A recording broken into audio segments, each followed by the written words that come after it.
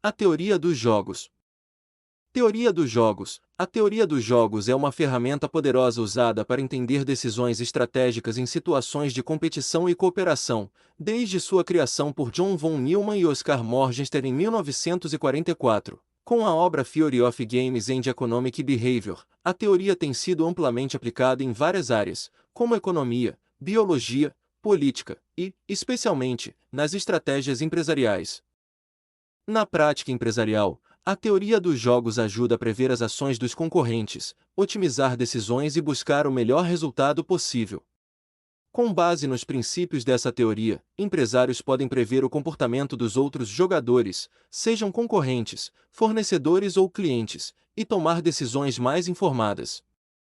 A teoria dos jogos pode ser definida como o estudo das interações estratégicas em que o resultado de uma escolha individual depende das decisões de outros. Por exemplo, duas empresas competindo no mercado devem decidir se cortam preços, lançam novos produtos ou mantêm sua estratégia atual. Suas escolhas interagem de forma que o sucesso de uma depende das ações da outra. Em termos matemáticos, um jogo é um conjunto de jogadores, estratégias e recompensas, ou payoffs.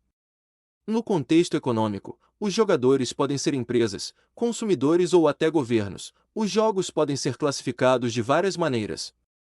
Entre os mais comuns, estão os jogos cooperativos e não cooperativos, que têm implicações importantes para as estratégias empresariais.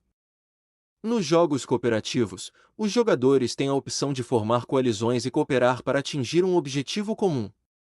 Um exemplo clássico desse tipo de jogo no mundo dos negócios são as joint ventures e alianças estratégicas, onde empresas se unem temporariamente para trabalhar em projetos que seriam mais difíceis ou caros de executar sozinhas. Exemplo: durante a construção de estádios para a Copa do Mundo de 2014, várias empresas brasileiras de construção civil, como Odebrecht e Andrade Gutierrez, formaram consórcios para compartilhar custos e riscos. A colaboração permitiu que essas empresas atuassem em projetos complexos e lucrassem em conjunto, mesmo sendo concorrentes em outros aspectos. Nos jogos não cooperativos, cada jogador age de forma individual, sem a formação de alianças ou compromissos formais. Aqui, cada um busca maximizar seu próprio benefício sem a colaboração dos outros. Isso é muito comum em mercados competitivos, onde cada empresa tenta superar seus concorrentes. Exemplo: a competição entre as operadoras de telecomunicações do Brasil, como Vivo, Claro e TIM, pode ser vista como um jogo não cooperativo, em que cada uma define suas próprias estratégias de marketing e preços, tentando conquistar mais clientes do que as outras. Para entender melhor a teoria dos jogos, é importante analisar os componentes principais que compõem um jogo estratégico. Os jogadores são os agentes que participam do jogo. No contexto empresarial, os jogadores podem ser empresas, acionistas, fornecedores, consumidores ou até o governo. Cada um desses agentes toma decisões com base em suas expectativas sobre as ações dos outros jogadores. As estratégias são os planos de ação que cada jogador pode adotar. Uma estratégia pode ser simples, como definir um preço de venda, ou complexa, como elaborar uma estratégia de marketing. O número de estratégias disponíveis para um jogador pode variar dependendo da situação. Exemplo: num jogo simples de concorrência de preços entre duas empresas, as estratégias podem ser manter o preço atual, reduzir o preço ou aumentar o preço. A escolha de uma dessas estratégias dependerá do comportamento esperado da concorrente. O pagamento, ou payoff, é o resultado para cada jogador com base nas decisões tomadas. Nos negócios, o pagamento pode ser medido em termos de lucro, participação no mercado, satisfação do cliente ou outras métricas relevantes. Exemplo: duas redes de supermercados no Brasil, como Pão de Açúcar e Carrefour, podem decidir reduzir ou manter seus preços para atrair clientes. Se ambas reduzirem os preços, ambas perdem margens de lucro, mas podem aumentar o volume de vendas. Se uma mantém o preço alto e a outra reduz, a que reduz atrai mais clientes, mas sua margem de lucro é menor. Os exemplos de teoria dos jogos podem ser observados em diversos setores da economia brasileira. Um caso interessante é o mercado de transporte por aplicativo, com a concorrência entre Uber e 99. Ambas as empresas tentam atrair motoristas e passageiros oferecendo melhores preços e incentivos. Ao lançar uma promoção de descontos ou aumentar as tarifas para os motoristas, uma empresa afeta diretamente as decisões da outra. Outro exemplo pode ser encontrado na indústria do petróleo, onde as distribuidoras de combustíveis precisam decidir se seguem os aumentos de preços determinados pela Petrobras ou tentam oferecer descontos para manter a competitividade. Essas decisões impactam diretamente o mercado consumidor e as margens de lucro. Dois dos exemplos mais importantes da teoria dos jogos são o dilema do prisioneiro e o equilíbrio de Nash.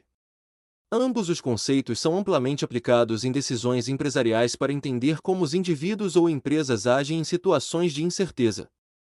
O dilema do prisioneiro é um exemplo clássico de como decisões racionais individuais podem levar a um resultado subótimo para todos os envolvidos. Dois prisioneiros são presos e interrogados separadamente. Eles têm duas opções: confessar ou permanecer em silêncio. Se ambos confessarem, ambos recebem uma sentença maior. Se um confessar e o outro ficar em silêncio, o que confessou é libertado e o outro recebe uma pena maior. Se ambos ficarem em silêncio, ambos recebem penas menores.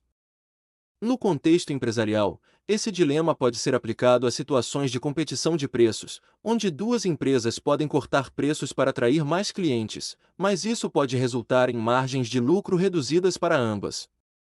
Exemplo: em 2020, durante a crise econômica causada pela pandemia, várias redes de farmácias no Brasil enfrentaram o dilema de manter ou reduzir os preços dos medicamentos e produtos essenciais.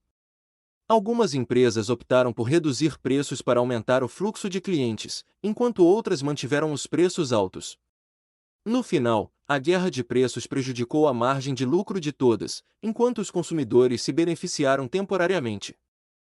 O equilíbrio de Nash, nomeado em homenagem ao matemático John Nash, ocorre quando nenhum jogador pode melhorar seu resultado individual alterando sua estratégia, desde que os outros jogadores mantenham as suas estratégias inalteradas. Isso significa que, no equilíbrio, todos os jogadores tomam a melhor decisão possível levando em consideração as decisões dos outros. Exemplo: no mercado brasileiro de combustíveis, os donos de postos de gasolina enfrentam uma situação semelhante ao equilíbrio de Nash. Se todos os postos mantêm seus preços altos, todos obtêm lucros razoáveis. No entanto, se um posto decide cortar preços, ele atrai mais clientes temporariamente, mas os outros postos rapidamente respondem, levando a uma queda geral nos preços e nos lucros. Dessa forma, o equilíbrio é alcançado quando todos mantêm preços semelhantes. O mercado de combustíveis no Brasil é um exemplo perfeito para ilustrar o dilema do prisioneiro e o equilíbrio de Nash. Donos de postos de gasolina enfrentam uma decisão constante sobre o preço que devem cobrar. Se todos mantêm os preços altos, todos lucram mais. Se um corta o preço, pode atrair mais clientes a curto prazo, mas desencadeia uma guerra de preços que prejudica a todos. Esse tipo de comportamento também é observado no mercado de telefonia celular no Brasil, onde as operadoras oferecem pacotes competitivos, mas devem equilibrar o custo de aquisições de clientes com a rentabilidade. A teoria dos jogos é amplamente aplicada no mundo dos negócios para auxiliar em decisões estratégicas em áreas como precificação, negociação e alianças empresariais. Empresas frequentemente utilizam a teoria dos jogos para determinar como definir o preço de seus produtos ou serviços. Uma empresa precisa considerar como a concorrência responderá a qualquer alteração de preço e como isso afetará sua participação de mercado e lucratividade. Exemplo: em um mercado competitivo como o varejo, uma loja de roupas no Brasil pode usar a teoria dos jogos para decidir se deve lançar uma promoção agressiva durante a Black Friday. Ao prever as possíveis respostas de seus concorrentes, ela pode ajustar suas promoções para maximizar vendas e minimizar perdas. A teoria também pode ser aplicada nas negociações de contratos, especialmente em situações em que há múltiplas partes envolvidas, como empresas e seus fornecedores.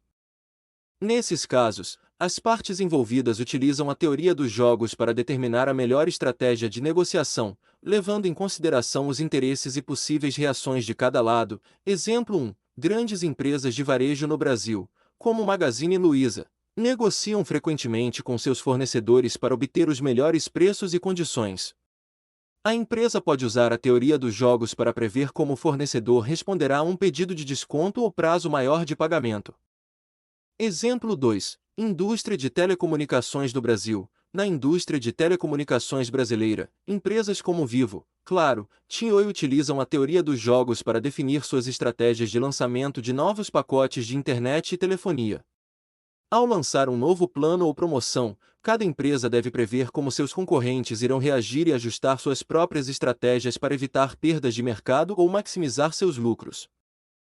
Essas empresas também utilizam a teoria dos jogos em suas negociações de contratos com fornecedores de infraestrutura, como torres de telecomunicações e sistemas de TI. A teoria dos jogos não se aplica apenas à competição direta, ela também ajuda a explicar a cooperação entre empresas. Em muitos casos, empresas que competem diretamente podem se beneficiar ao formar alianças estratégicas ou cooperar em determinadas áreas. O mercado brasileiro é altamente competitivo em diversos setores, como o varejo, telecomunicações e aviação. As empresas, ao competirem por participação de mercado, precisam entender as possíveis reações de seus concorrentes às suas decisões estratégicas. Essa dinâmica competitiva pode ser modelada por meio da teoria dos jogos, permitindo que as empresas tomem decisões mais informadas e eficazes. Exemplo: no setor de aviação, empresas como Gol, Latam e Azul competem por rotas e passageiros. A definição de preços de passagens é um exemplo clássico de um jogo não cooperativo, onde as empresas ajustam seus preços conforme a reação de suas concorrentes. Além da competição, a teoria dos jogos também se aplica à cooperação entre empresas. Muitas vezes, concorrentes podem se beneficiar ao cooperar em áreas onde suas forças se complementam. As joint ventures e fusões são exemplos de cooperação estratégica que podem ser modelados por meio dessa teoria. Exemplo 1. Em 2019, a fusão entre a Fibra e a Suzano, duas grandes fabricantes de celulose, criou a maior produtora mundial do setor. Embora fossem concorrentes diretas, as empresas perceberam que, ao cooperar, poderiam criar sinergias e aumentar sua competitividade global. Exemplo 2. Cooperação entre empresas de tecnologia. No Brasil, empresas de tecnologia frequentemente formam alianças estratégicas para enfrentar concorrentes internacionais e fortalecer sua presença no mercado. Toves Stefanini, https://stefanini.com/pt/br. Duas grandes empresas brasileiras de tecnologia têm trabalhado juntas em projetos de desenvolvimento de softwares e serviços para o setor público e privado. Essa cooperação estratégica permite que ambas as empresas compartilhem custos de pesquisa e desenvolvimento, além de combinar seus conhecimentos técnicos para oferecer soluções mais competitivas no mercado. Por enquanto, é isso, meus amigos. Dúvidas? Enviem e-mail para linguagem@mail.com, divulguem o nosso canal.